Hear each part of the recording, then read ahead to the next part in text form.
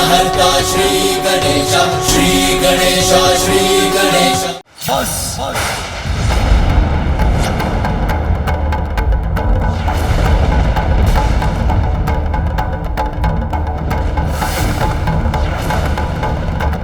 अब तुम्हारी उद्दंडता की अति हो चुकी है। सत्य कहा आपने। आप सब मेरे साथ अति ही कर रहे हैं। तुम्हारा अहंकार सभी सीमाएं लांघ चुका है। क्यों ना करूं अहंकार? देखिए अपने सभी गणों को, देवताओं को, उनके पशुओं को, जिन्हें मैंने पराजित किया है अकेले अपने बल से।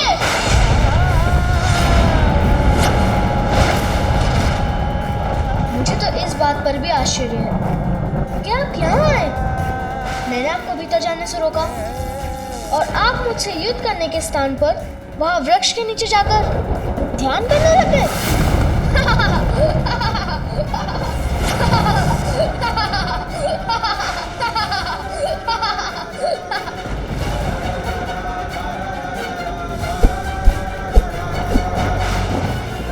और जब आप विश्राम कर रहे थे तो आपने इन सभी को भेज दिया मुझसे युद्ध करने,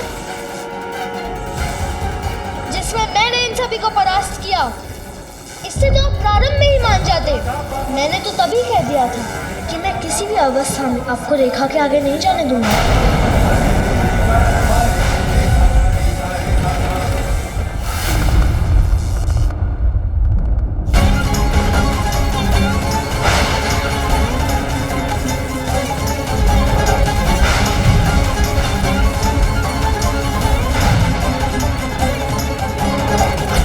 समय हो गया है। मैं देखती हूँ मेरा पुत्र कहाँ है, क्या कर रहा है। अखंड ज्योति की लौ इतनी तीव्र हो गई है, अवश्य इसका घृत समाप्त हो रहा है।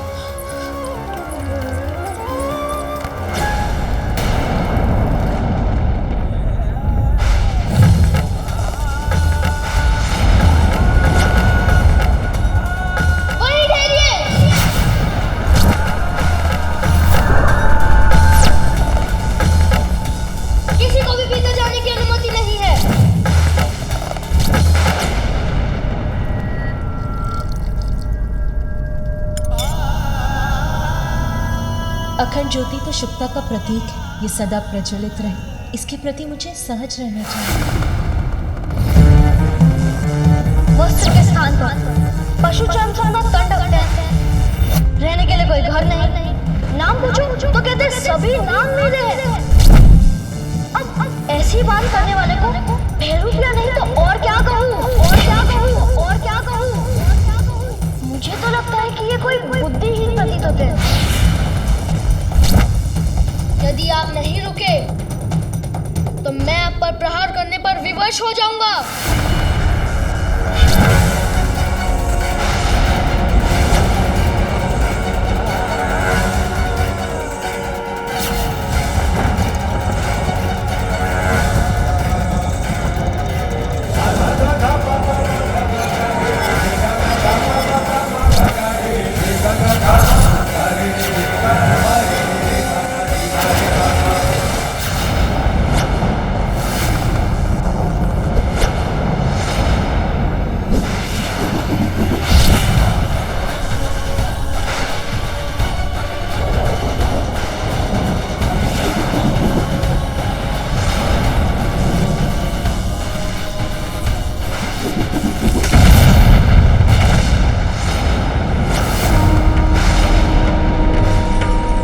दंड भस्म कर दिया इन्होंने।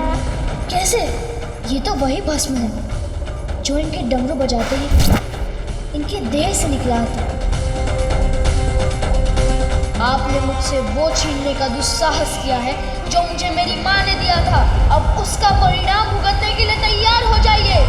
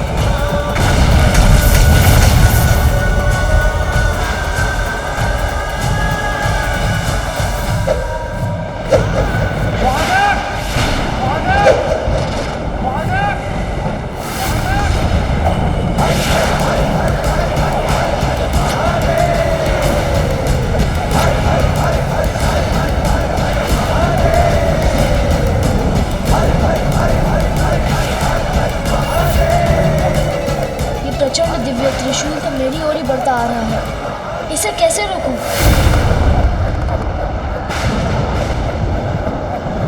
मुझे बताइए माँ, मैं आपके सभी दुख मिटा दूंगा। मुझे तो एक ही दुख है, मैं जिन पर भी अपना स्नेह न्यौछावर करती वो सभी मुझे छोड़कर चले जाते हैं। माँ, मैं आपको छोड़कर कभी कहीं नहीं जाऊंगा। आज मुझे अपने मातृत्व की पूर्णता का सुखद आभास हो रहा है। माँ, अब मैं आपकी रक्षा के लिए पूर्णतः तैयार हूँ। अब मैं किसी का भी सामना कर सकता हूँ। मैं स्नान करने जा रही हूँ। स्मरण रहे, किसी को भी भीतर मत आने देना। मैं वचन देता हूँ माँ, किसी को भी भीतर आने नहीं दूंगा।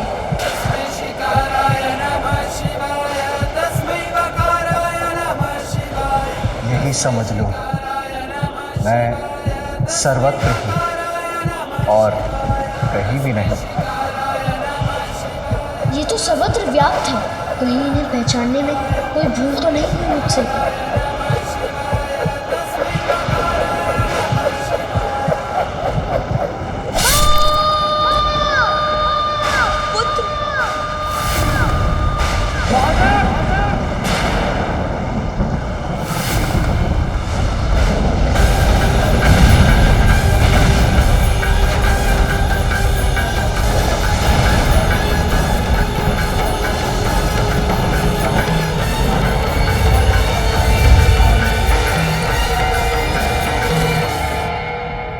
मन में किसी अज्ञात अनिश की आशंका क्यों घर करती जा रही?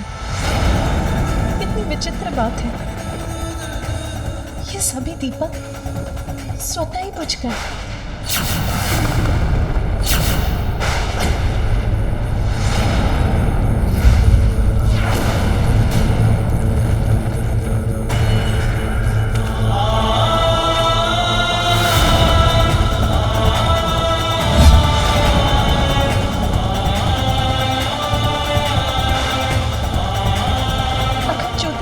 ऐसे फड़क रही कि वो भी एक बार फड़क कर बुझ जाएगी।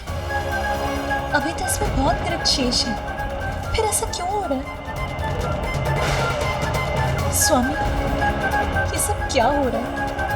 कहीं कुछ तो घटित हुआ है जो मुझे इतना व्याकुल कर रहा है। क्या हुआ पार्वती? इतनी विचलित क्यों हो रही हो? मेरा पुत्र, कहीं उसे कुछ हुआ तो नहीं? कहाँ है मेरा पुत्र? वो सुरक्षित तो है? तुम्हारा पुत्र बाहर ही होगा, जहाँ तुमने उसे द्वाररक्षण के लिए खड़े रहने के लिए कहा था। और यहाँ कैलाश में उसे क्या अहित हो सकता है? तुम निश्चिंत रहो, वो अवश्य सकुशल और सुरक्षित होगा। फिर मेरा हृदय व्यथित क्यों हो रहा है? अब इस बालक की भयंकर रूप के पश्चात महादेव का कोप शांत होकर ग्लानि का रूप ले रहा है।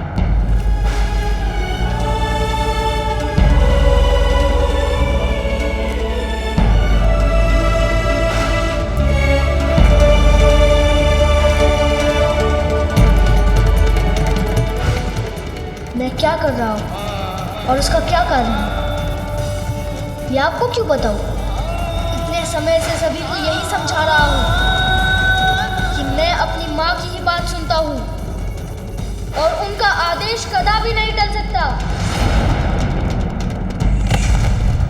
अब तो मृत्यु भी मुझसे पराजित हो गई। अपनी माँ की शक्ति से रक्षित हूँ मैं, कोई मुझे पराजित नहीं कर सकता।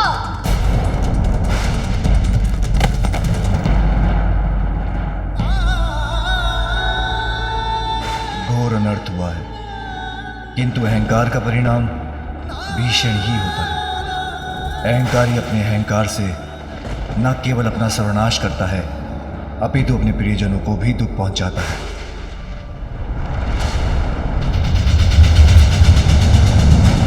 अनर्थ, घोर अनर्थ हुआ है ये। इतनी अल्पायु में इतने कोमल सुकुमार पार्वती पुत्र का इतना भयंकर अंत हुआ है। कितना अपार कष्ट हुआ होगा उसे। और अब देवी पार्वती पर क्या बीतेगी?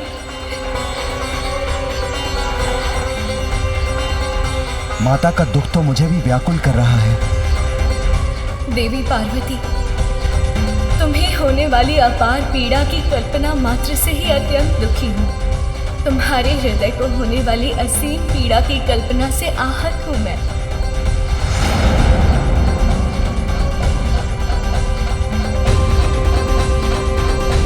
आज देवताओं ने घोर अपराध किया है। अपने दम के कारण एक अबोध बालक से संघर्ष कर उसे इस अवस्था में पहुंचा दिया।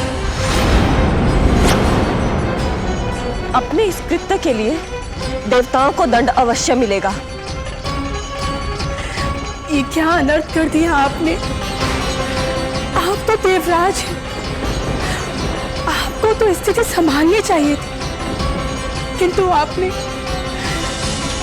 तो अग्नि में खिंच डालने का ही कार्य किया, जिसका परिणाम इतना भयंकर हुआ। ये उचित नहीं किया आपने। जो हुआ वो अनुचित था। सभी सीमाओं का उल्लंघन किया है आप देवताओं। उसका परिणाम आप सभी को भुगतना ही होगा। असत्य है ये, असंभव है। ऐसा कदापि नहीं हो सकता देवी। यही सत्य है। आपकी कुदृष्टि कुछ भी कर सकती है, और ये भी आप ही की कुदृष्टि के कारण हुआ है, किंतु परिणाम आपको ही नहीं सभी देवताओं को भुगतना होगा।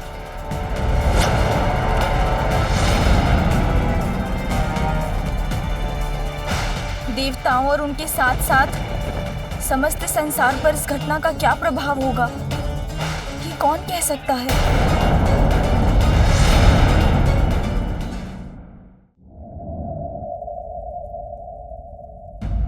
इन दियों का स्वतः ही बुझ जाना किसी बड़े अशुभ का संकेत क्यों प्रतीत हो रहा है मुझे। वायु के तेज झोंके से बुझ गए ये सारे दीपक पार्वती।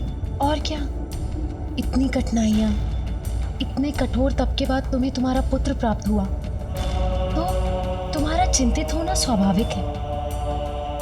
परंतु ये चिंता व्यर्थ ही है। इस चिंता को त्याग दो। हाँ, और अभी कुछ ही समय पूर्व तो तुमने उसे द्वार रक्षा के लिए बाहर नियुक्त किया था, और यहाँ कैलाश में उसका क्या हित हो सकता है भला। फिर तुम्हारे द्वारा दिया गया दिव्य दंड तो उसकी रक्षा कर ही रहा है ना, इसलिए अपनी चिंता त्याग दो। और इन सारे बुझे हुए दियों को हम पुनः ही प्रज्वलित कर लेंगी, है ना। और इसी बीच तुम स्वयं अपने पुत्र को देखाओ, तब तुम्हारी चिंता स्वतः दूर हो जाएगी। उचित है। चलो विजय।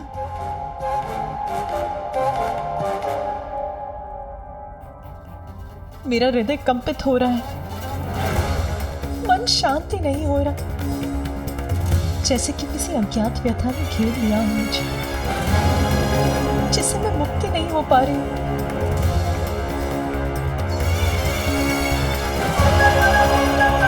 जया विजय उचित कह रही है। मुझे स्वयं जाकर अपने पुत्र को देख लेना चाहिए, तभी आश्वस्त हो सकूंगी मैं।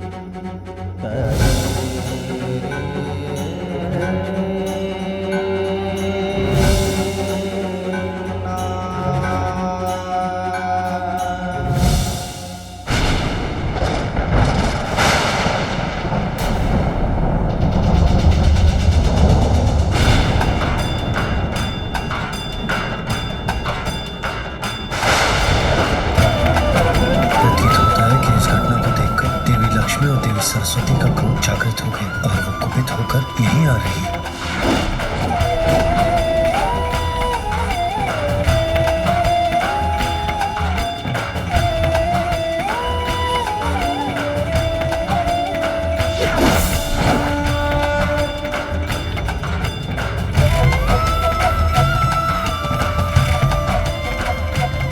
सभी देवियां यहाँ आ गई और सबके मुख पर इतना अपार क्रोध झलक रहा है।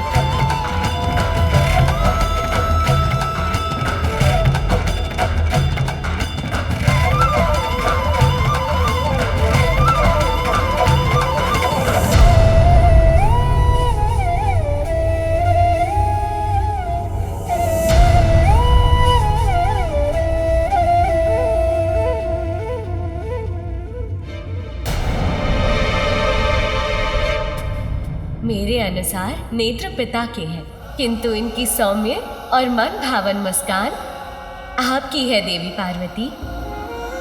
कितनी मनमोहक मुस्कान है, जैसे चारों दिशाओं को प्रकाशित कर रही हो।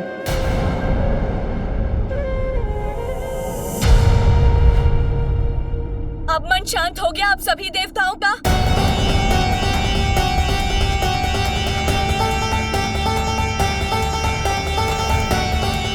आप लोगों को ज्ञात भी है कि क्या कर बैठे हैं आप? जानते हैं ये बालक कौन था?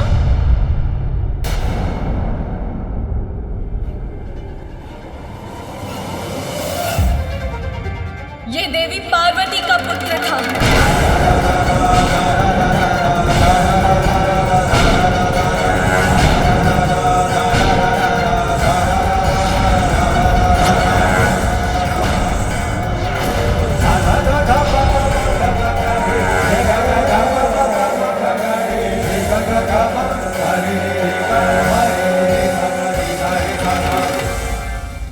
माता पार्वती का पुत्र? ये कैसे संभव है? महादेव तो स्वयं भी बंदी थे। गजासुर के उदर में। याद है मुझे अग्निदेव, किंतु उसी समय देवी पार्वती अपना पुण्य व्रत संपन्न कर रही थी। उन्होंने पुण्य व्रत पूर्ण कर मेरे स्वामी श्री हरि से पुत्र प्राप्ति का वरदान प्राप्त किया था। आपने दृढ़ता और निष्ठा के साथ पुण्य व्रत पूर्ण किया। स्वामी से प्राप्त वरदान के फल स्वरूप देवी पार्वती ने अपने शरीर के उत्तरी उपटन से ही एक आकृति का निर्माण किया और वही आकृति सजीव होकर पार्वती पुत्र के रूप में प्रकट हुई। अपने उसी पुत्र को द्वार की रक्षा के लिए छोड़कर देवी पार्वती महादेव के कैलाश आगमन के पूर्व मंगल स्नान करने गई थी। इसीलिए उनकी आज्ञा का पालन करने के लिए उनका पुत्र किसी को भीतर नहीं जाने दे रहा था। ठहर जाइए, किसी को भी भीतर जाने की अनुमति नहीं है।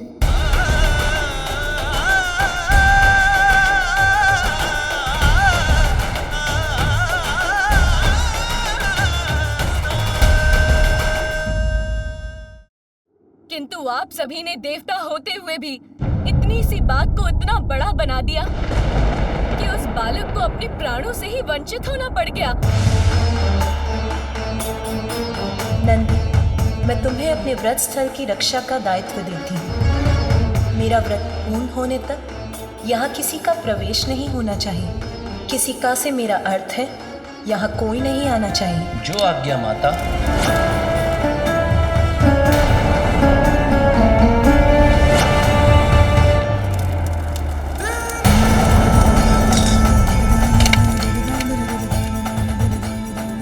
देवी पार्वती के पुत्र का अंत हो गया। बहुत ही बड़ा अनर्थ हो गया हम सबसे। जो हुआ वो अनर्थ था, किंतु जो अब होने जा रहा है उसका आप सब अनुमान भी नहीं लगा सकते।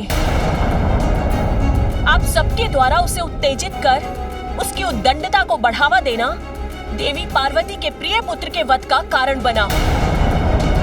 आप सभी देवता इसके दोषी हैं और शीघ्र ही देवी पार्वती यहाँ अवश्य पहुंचेंगी।